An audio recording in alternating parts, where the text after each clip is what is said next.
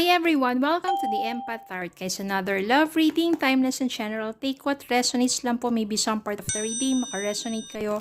Some part of it, hindi. Or totally makaresonate na parang kwento ng buhay ninyo ito, buhay pag-ibig. Or hindi naman kaya.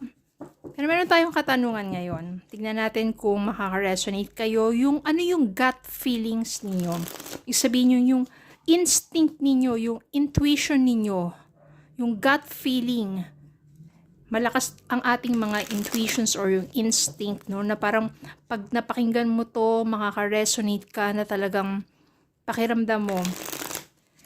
Yung connection ninyo ng person mo ay sabihin natin ganun pa rin. Ang question po natin ngayon is, may feelings pa rin ba sa'yo ang person mo? Feelings na sabihin natin yung somehow meron pa rin desire, kagustuhan, or may sabihin natin may pagmamahal pa rin ba?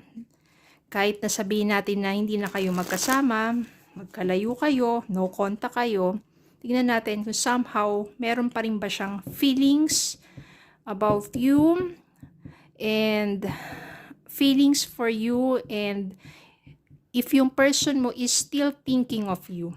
Okay? Tignan natin. Spirit guys, send me messages. May feelings pa rin ba ang person nila? Iniisip pa rin ba sila ng kanilang person sa mga panahon na to kahit wala silang contact? Ano na ba energy ng person nila ngayon? Please send me more messages sa spirit guide. Yung mga tumatalsik na mga barahang ito, yun yung malalakas na mga energies.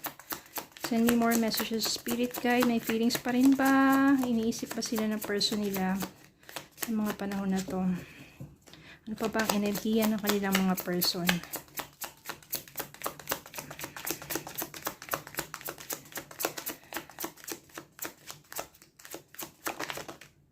Yan.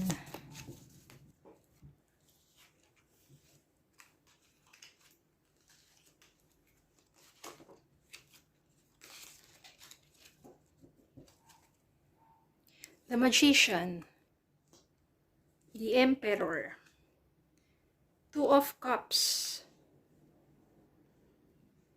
Three of Wands, Seven of Wands, Seven of Cups, Page of Swords, Eight of Cups, Wheel of Fortune, King of Cups, Six of Pentacles, and the Tower. Ayan. Ano yung nangyari sa inyo ng person mo? Meron kasi ditong Eight of Cups, siya kayong the Tower. Sa relasyon ninyo, merong kaganapan na hindi natin, sabihin natin, may iwasan yung mga pagtatalo. Pero dito, malaki yung sabihin natin, matindi, malalim, yung naging ugat ng pag-aaway ninyo, na suddenly, wala na, totally na. It's either ikaw ang nang iwan sa person mo, or umalis, or iniwan ka ng person mo. You are trying to move on, kasi parang feeling mo hindi na talaga ibabalik pa yung dati. Pero ang energy ng person mo sa ngayon, parang minsan marami siyang mga, yan, yung mga dreams about the two of you.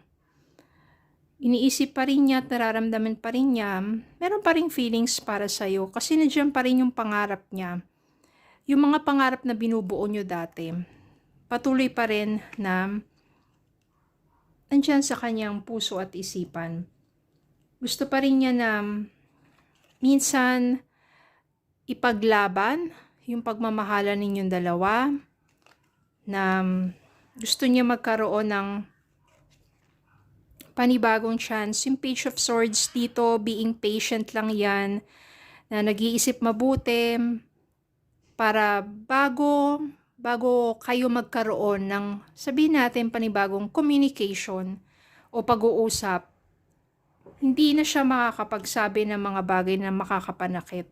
Kumbaga, nag-iingat na siya, upang hindi na makapanakit pa. Parang ayaw na rin niyang balikan pa yung nakaraan. Yung naging dahilan ng inyong matinding pag-aaway. Kasi yung person mo, masasabi natin ngayon na mas meron ng direksyon yung buhay niya. Kung dati siguro pasaway, kung dati siguro immature, batang isip, or parang walang patutunguhan sa buhay, samantalang ikaw lang yung talagang sabihin natin yung nag-handle ng relationship ninyo, yung maraming mga gusto pang maging relationship goals, mga ganun. Although, yung mga napapag-usapan ninyo, mga pangarap ninyo, yun. Ngayon niya nare-realize yan, na gusto niya na makamit ulit yung mga goals, relationship goals na yun. It's more of, ano na yung person mo ngayon, disciplined, mature, and in control na sa buhay niya. May maturity na yan, then, palagi kanyang nasa isipan, yung thoughts niya. King of Cups dito, ibig sabihin, meron talaga, may love pa rin doon sa person mo. May love pa rin na nananalaytay sa puso niya para sa'yo. And nandito, minamanifest pa rin niya na one day, magkaroon panibagong pagkakataon na maaring pwedeng magsimula bilang magkaibigan, and eventually, syempre, maging kayo ulit. Yung Two of Cups dito, I can sense here na karamihan din naman sa inyo, meron pa rin pagmamahal sa person ninyo. Nangingibabaw pa rin dito yung sabihin natin, yung feelings of love. So, may chance dito na in the right time, merong mga magkakabalikan dito. Ito, minsan yung person mo talagang nakatanaw yan, iniisip ka. Parang ang dami niyang plans para sa inyong dalawa. Tinatry niya kasing mag-move on pero hindi niya magawa. At pag dumating yung panahon na magkausap kayong dalawa, merong magandang pagbabago, because masasabi natin, you are soulmate. You are there for each other. Kung ano man yung nangyari sa inyong hindi maganda, kaguluhan, pag-aaway, pagkakalayo sa isa't isa, may matinding dahilan yan para matuto kayo pareho sa buhay at sa relationship. So that pareho kayo ma-realize ninyo ang inyong mga pagkakamali, mga pagkukulang, at doon, kapag dumating na yung tamang panahon for the two of you, babalik ang inyong pagsasama, pero this time, balanse na.